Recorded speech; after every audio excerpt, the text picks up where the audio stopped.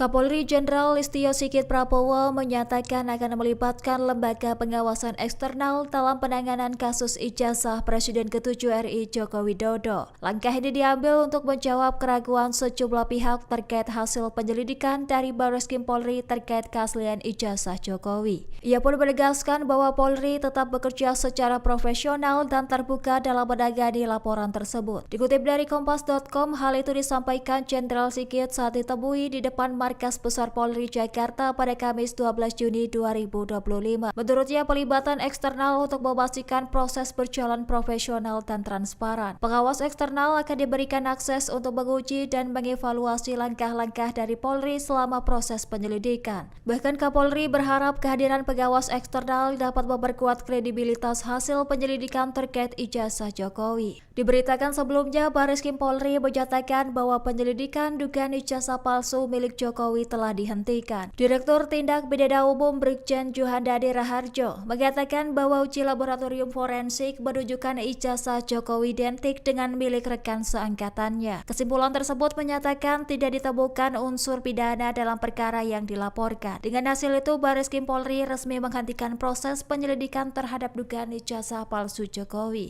Download Tribun X sekarang, menghadirkan lokal menjadi Indonesia.